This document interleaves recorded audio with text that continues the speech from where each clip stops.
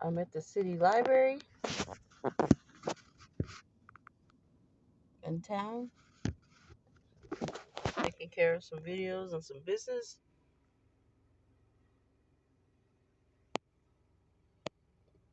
One day, if I can remember, I'll get the picture inside. I've been inside a couple places. There's a little place in there that they sometimes cater to events, and they have a little bar where you get little snacks and some drinks.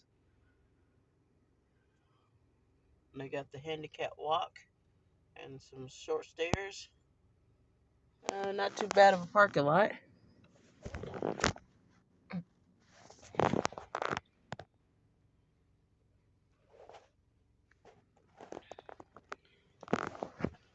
Alright, thanks for watching.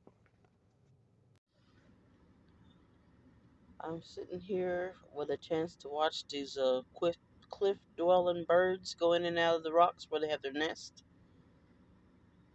That one right there is a youngster. Well, he just hopped in. Just like birds, as soon as you start filming the animals, they disappear. But he's been on that cliff for like over 5 to 10 minutes, walking around waiting for somebody to come and feed him. He just jumped in there.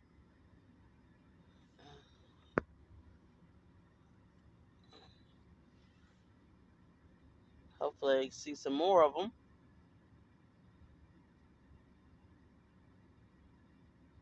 I think he came out to use the restroom and stretch his wings.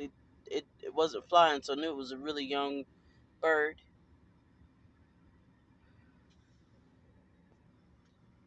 He came out again. He's on that bush. Right there in that bush.